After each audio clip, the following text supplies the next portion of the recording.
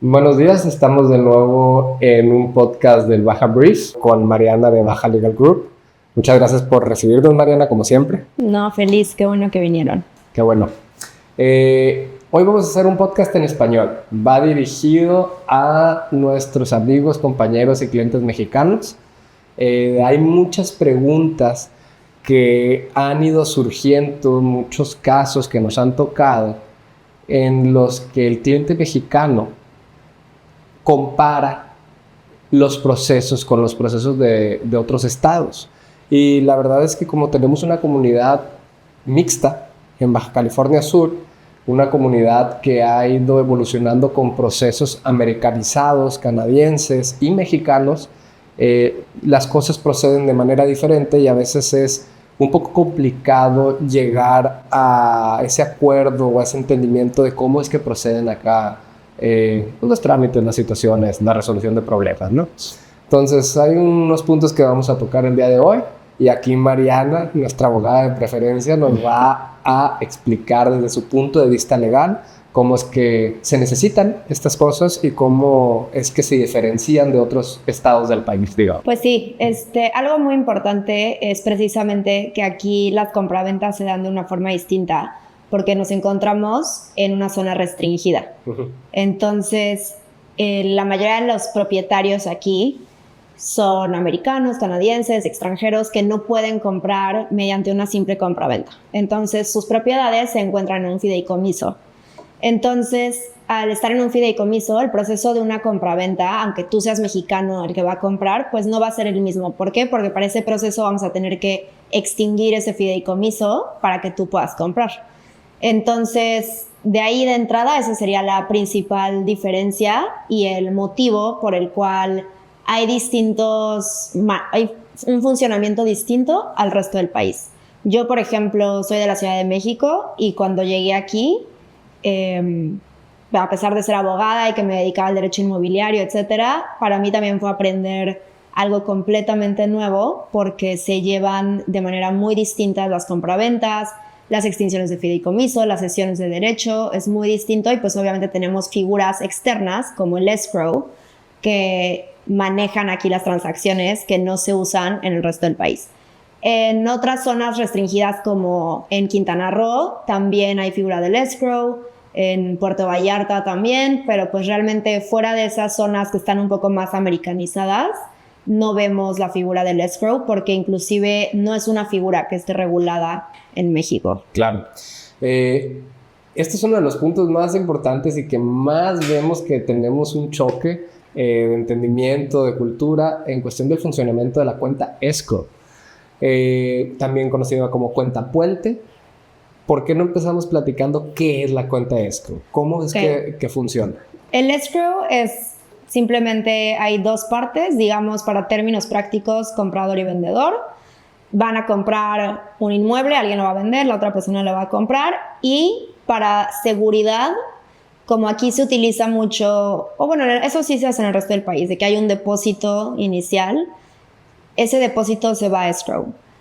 La diferencia es que aquí todo el dinero se va a ir a escrow como vayan siendo tus milestones de pago, y esto le va a dar seguridad al vendedor de que el dinero ya está en una cuenta asegurada, y también le va a dar al comprador certeza de que el dinero no se va a liberar hasta que no se cumplan con todos los hitos que hayan para la compraventa. La razón por la cual en Estados Unidos se usa mucho esto es porque en Estados Unidos pues las compraventas no son como en México. No existe la figura del notario como le existe aquí en México, cuya figura es dar certeza jurídica y dar fe respecto de los actos que se están llevando a cabo con él. Entonces, al no tener esta figura en Estados Unidos, necesitan una manera de garantizar que se van a cumplir todos los requisitos o garantías que ellos pusieron en sus ofertas. ¿Cuál es la manera de garantizar esto? Que el dinero ya se encuentra con un tercero y que no se va a liberar hasta que se cumplan las condiciones que tú pusiste. En México no se hace de esa manera porque el notario es el que va a dar certeza, y si te fijas en cualquier compraventa que tenemos, siempre hay que tener el certificado de libertad de gravámenes, hay que tener varias garantías que el notario va a dar certeza de, ok, ya se cumplió con todo, ya se puede cerrar. Por ese motivo no está o no es común la figura de escrow en México porque podrías decir que no es necesaria. Sin embargo, aquí nos hemos dado cuenta que el escrow sí es necesario por la certeza que le da a ambas partes de la seguridad de su dinero, de que si algo pasa en la transacción, pues el dinero no se lo gastó ya el vendedor, sigue en escrow. También se utiliza mucho para las garantías de impuestos que va a tener que pagar el vendedor, por ejemplo, su ISR, pues sabes que en caso de cualquier cosa, ya el dinero está en escrow y se va a poder cubrir ese impuesto en caso de que algo pase. Y una parte importante es que el comprador, como dices, que queda asegurado de que no se ha liberado los fondos. Hay un proceso antes del periodo de revisión, el due diligence period, en el cual si algo no procede, algo También no está en regla como pareciera y el comprador se quiere hacer para atrás por razones justificadas, el dinero se regresa automáticamente al comprador. Justo, y por ejemplo, si hablamos de una transacción en la Ciudad de México, das el depósito inicial y algo sucede, pues ya te vas a un proceso de que te tengan que regresar la transferencia. A veces llega hasta un punto de irte a juicio y los intereses y la pena convencional, etcétera. Y aquí se vuelve mucho más sencillo. ¿Por qué? Porque desde el contrato de escrow que tú ejecutas, sabes que hay un periodo de due diligence donde tu dinero va a ser reembolsable, va a estar asegurado, nadie te lo va a robar, nadie se lo va a gastar. Entonces, sí creo que le da muchísima certeza a ambas partes. Es muy común que cuando tenemos mexicanos comprando y que tienen abogados de la Ciudad de México, no entienden la figura o, por ejemplo, dicen, ay, pero ¿por qué el contrato de escrow, su jurisdicción en caso de pelea sería en Estados Unidos? Pues es porque es un contrato con un tercero y como en México no está regulado, utilizamos empresas americanas de escrow. ¿Qué nos cuesta abrir una cuenta de escrow y quién la tiene que pagar? La cuenta escrow la paga el comprador, al menos de que en la oferta determinen lo contrario, pero generalmente lo paga el comprador. Y pues hay rangos. Aquí en Los Cabos es entre $650 y $750. Okay. Y eso te da un límite de X número de transferencias. Si tú tienes, por ejemplo, una transacción que va a ser una preventa, preconstrucción más bien, y vas a ir pagando cada 3 meses o lo que sea, eventualmente el escrow te va a pedir que vuelvas a pagar el fee porque ya excediste las 10 transferencias que tienes incluidas. Okay. Entonces, pero eso es muy raro que pase. Son casos muy particulares. Sí me han tocado, pero son justamente transacciones de preconstrucción que pues llevan pagando 2 años o 3 años y pues sucede. Pero una transacción normal son tus $650, digamos, como redondeando, y los paga el comprador. Ok. ¿Por qué crees tú que no se realiza este proceso en otros estados? Pues precisamente por la figura que te digo del notario, no lo ven como algo necesario y sobre todo porque no está regulado en México. Entonces, hay empresas o personas mexicanas, inclusive aquí en Los Cabos, que dan el servicio de escrow desde su cuenta mexicana y lo hacen a través de un contrato de comisión mercantil. Es un tipo de contrato que tenemos en el Código Civil, pero lo grave de esto es, si bien no es ilegal lo que están haciendo, hay muchas regulaciones de prevención de lavado de dinero. Entonces, si ellos no están siguiendo al pie de la letra todas estas regulaciones, presentando los avisos que tienen que presentar, dando las declaraciones al SAT, etcétera, corre riesgo de que esa cuenta, por no estar 100% regulada, te congelen los fondos. Entonces, ya sucedió en una ocasión aquí en Cabo que le congelaron los fondos a una persona que daba servicio de escrow siendo mexicana con un contrato de esa persona y pues no hay manera de que te garanticen nada con esos fondos porque está congelado en lo que se hace la investigación, etcétera. Entonces, pues lo más recomendable es usar empresas americanas que sí están reguladas en Estados Unidos, que dan un servicio que aparte está garantizado tu dinero y asegurado hasta por X millones de dólares. Cada vez van implementando más seguridad. Ya hay escrows que usan páginas encriptadas, que es todo a través de un portal. De esa manera evitas que puedan hackear o que pueda haber algún problema con tu dinero. ¿Cuánto tarda un cierre con el escrow incluido aquí en Baja California? El escrow no afecta para la temporalidad de un cierre.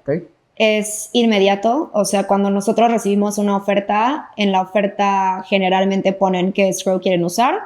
Si no ponen qué escrow quieren usar, pues nosotros como abogados elegimos con el que estemos más acostumbrados a trabajar y mandamos instrucciones para transferir, y en cuanto transfieren, pues yo al mismo tiempo le mando un correo a escrow de se espera que llegue tal monto y ya se abre la cuenta y ya después hacemos el contrato. O sea, no hay necesidad de que tome más tiempo ni toma más tiempo. Y también cuando ya llega el cierre para el desembolso, pues avisamos desde antes, tal fecha voy a tener cierre, para que vayan preparando todos los documentos, y mandamos las garantías que pide el escrow, que en este caso es la escritura o la carta del notario diciendo ya se celebró la transacción. Esa es la condicionante que se tiene aquí y ya se libran los fondos. Supongamos que llegamos a un punto en el que hay un problema, ya sea administrativo o físico de la propiedad. ¿Cuál es el proceso para que el escrow haga su trabajo? El contrato de escrow es un contrato muy bien hecho, y ahí viene que justamente en caso de que no se lleven a cabo las condicionantes a las que está sujeta la oferta, el dinero va a ser regresado a la cuenta emisora. Sencillo, así de simple. Entonces se hace una notificación más bien al vendedor de oye, no cumpliste con las cosas o no está mi satisfacción en la casa, el due diligence. Obviamente, más bien el tema sería externo al escrow. El escrow simplemente recibe una instrucción. Okay. Y si la instrucción viene por notaría o firmada por ambas partes, o es una resolución judicial de no, esto ya se fue a juicio o lo que sea, el escrow va a liberar. O sea, con el escrow realmente no hay ningún riesgo de nada. Lo único que es importante con escrow es, pues como menciono, los escrows tienen muchísimos requisitos de prevención de lavado de dinero. Entonces, pues sí se tienen que identificar las partes correctamente, tener las identificaciones, tener números telefónicos, dirección, etcétera. Las únicas ocasiones en las que llegamos a tener retrasos es más bien porque la gente, el comprador en este caso, transfiere el dinero desde una cuenta que no está a su nombre. Okay. Eso pues ahí ya genera un riesgo de lavado de dinero. Entonces pues nos piden identificar quién es esta persona o empresa que mandó el dinero, y se tiene que encontrar una relación entre la empresa o la otra persona que mandó el dinero para que se pueda hacer. Entonces también hasta en ese sentido, y por eso aquí las notarías también no tienen problema en que se utilice escrow, porque siguen los protocolos de lavado de dinero. Está protegiendo la transacción, a fin de cuentas. Ok, después de toda esta conversación, me ha tocado estar con un cliente y explicarle la situación, tal vez no tan elocuente como tú, pero más o menos dándole la idea, y aún así me preguntan, ¿y qué pasa si no lo hago con la escrow? Pues, en primer lugar, aquí en Baja California Sur se pide que todas las transacciones sean con escrow por el MLS. Pero digamos que no vas a hacer caso, te da igual, tu agente te lo permite, porque pues obviamente las agencias como broker también tienes que seguir los protocolos. Si por algún motivo te dicen, bueno, ok, no uses escrow, pues está bien, al final es tu dinero el que va a estar en riesgo y va a ser muy difícil que un vendedor acepte seguir con el proceso si no está viendo que ya hay dinero depositado. Y si se lo depositan en su cuenta, pues también es un poco riesgoso para el vendedor que qué tal que eventualmente se echa para atrás, como que no hay un contrato que nos haya dado las garantías de qué sucede, bajo qué casos se regresa el dinero. ¿Por qué? Porque en el contrato de escrow ponemos el periodo de due diligence, ponemos todo. Entonces, pues si lo quieren hacer, está bien, no es recomendable y no creo que encuentren a un vendedor que quisiera hacerlo. Si todo se arregla y encuentras un vendedor, un agente, un broker y todo te lo permite, pues está bien, pero es poner en riesgo tu dinero. Así es. Justo yo creo que esa es la conclusión. Pones en riesgo tu dinero, una transacción en general. Sí, realmente, pues, como dicen, lo barato sale caro y por ahorrarte los $650, pues te terminaría saliendo mucho más caro en caso de que llegue a haber un problema con tu transacción. Si no, pues... Y lo acabas de decir. El costo de esta seguridad son $650. Exacto. Y para proteger una cantidad enorme de dinero por $650, yo creo que está muy fácil la solución, ¿no? De lo que estamos aquí platicando. al momento de hablar de la figura del abogado cerrador, les resuena el hecho de tener que traer esta figura a la mesa. De hecho, tuve un caso en el que siempre que le comentaba sobre el abogado cerrador, me decía, sí, el abogado observador. Y en el proceso nunca lo contrató hasta un punto en el que ya estábamos emproblemadísimos y dije, oye, pues, ¿qué te está diciendo el abogado? No, fíjate que nunca lo contacté al abogado observador. Le digo, 1, ¿por qué no lo contactaste? Y 2, ¿por qué le estás llamando abogado observador? Y me dice, porque es una figura que nada más observa, no hace nada. Entonces me llevé esta experiencia y se me quedó muy grabado de ser muy claro y tener una mesa muy abierta siempre de la persona que va a ser el abogado con los clientes, de sentarnos, de platicar, de conversar, sobre todo cuando es mexicano, porque me cuesta trabajo el poder abrir esa conversación. Claro. Pues, a ver, para ser muy franca, si tu transacción es entre 2 mexicanos, lo puedes hacer solo ante notaría. ¿Por qué? Porque la notaría es imparcial, entonces puede representar a ambas partes y lo pueden llevar a cabo. Obviamente se va a tardar mucho más tu transacción porque pues, las notarías tienen muchísimo trabajo y también están acostumbradas las notarías aquí a trabajar mediante o a través de un abogado cerrador. Pero bajo el esquema de que son vendedor mexicano, comprador mexicano, compraventa lisa y llana, puedes hacerlo sin un abogado cerrador. Paréntesis ahí, ¿se abriría un escrow también? Si quieres, puedes hacerlo. ¿A través de quién? ¿Tú ¿De la notaría o tú mismo como...?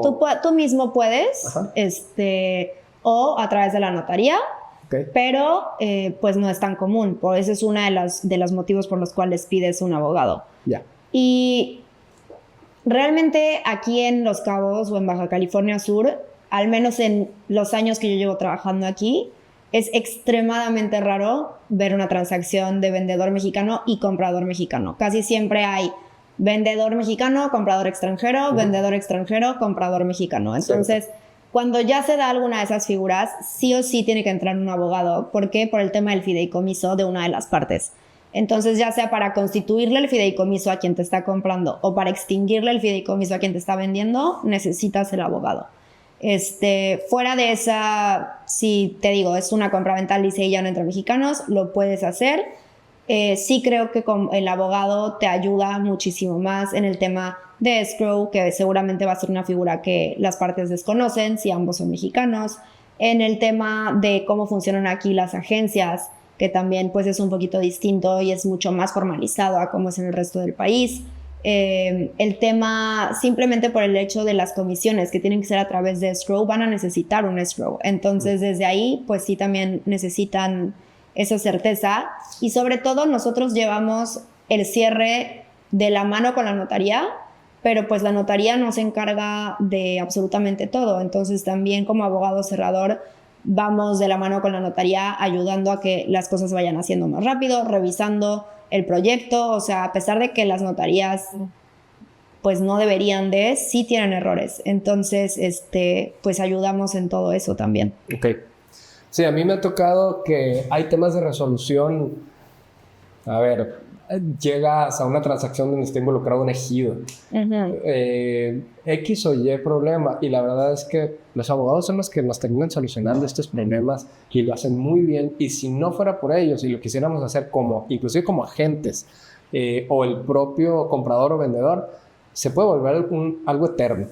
Claro, y sobre todo aquí estando en Cabo, independientemente de que es una zona restringida, también es una zona donde hay muchas áreas naturales protegidas, donde hay muchas restricciones para la construcción. Entonces también, aunque tu transacción fuera mexicano, sí creo que es muy importante también hacer el proceso de due diligence con un abogado local que te pueda decir, no, pues de conformidad con el PDU, tú no vas a poder construir lo que estás pensando que quieres construir, o en la zona en la que estás no vas a poder hacer eso, o sí vas a poder hacer esto, o estas son tus restricciones.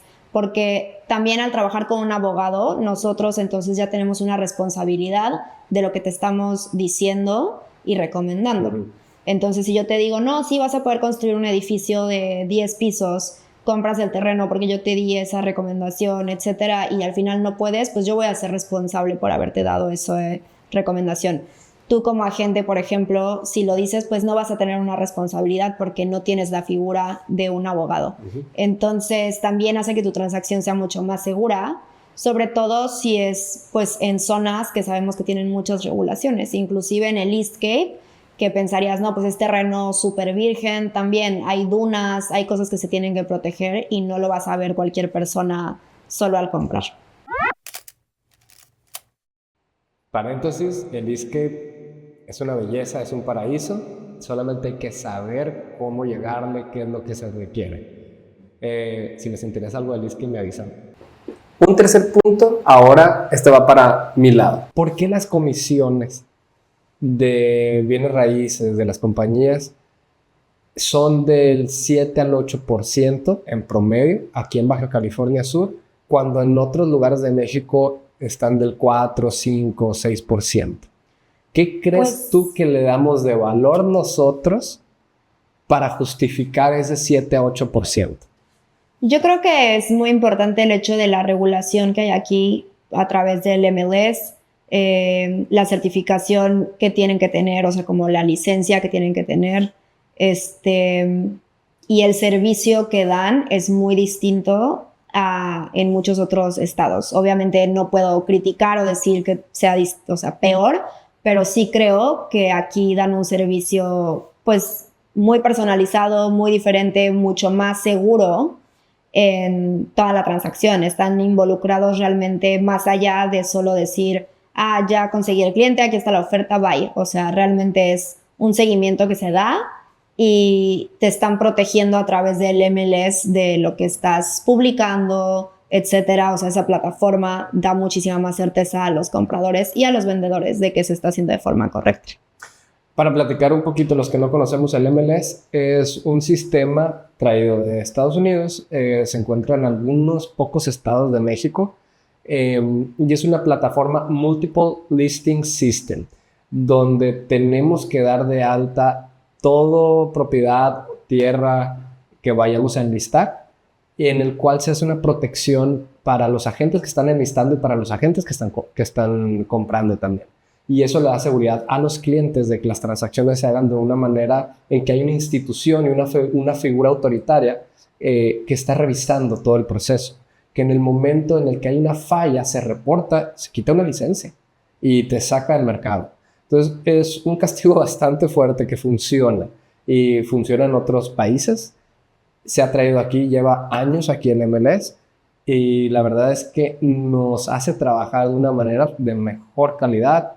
Y estar muy pendientes y muy responsables de cada paso que vamos haciendo nosotros desde empezar a publicar las propiedades, desde cómo buscamos y contactamos nosotros a quien tiene una propiedad. Y eso de verdad que nos tiene que poner a estudiar y profesionalizarlos, y si hay cambios, nosotros tenemos que estar estudiando todos estos cambios y tenemos que estar al tanto. Siento que estamos muy de la mano nosotros con los abogados cerradores. Sí. Y siento que hay una muy buena conversación y tenemos una línea muy paralela en la que se siente que es una misma estructura que viene y atiende a los clientes de una manera muy completa. Y creo que todo eso es lo que engloba el te doy la seguridad, te doy la certeza y te voy a dar el servicio que estás buscando. Exacto. Sí, creo que sí hay una mancuerna muy importante. Y pues yo creo que si vas a comprar una propiedad en Baja California Sur siendo mexicano, creo que sí es muy importante adaptarte a la manera en la que se hacen aquí las transacciones, porque se hacen por seguridad, no se hacen por capricho. O sea, realmente sí te están garantizando que va a haber certeza jurídica, que vas a recibir tu dinero, que todo va a ser seguro, que todo va a ser pues muy metódico, a diferencia de otros estados.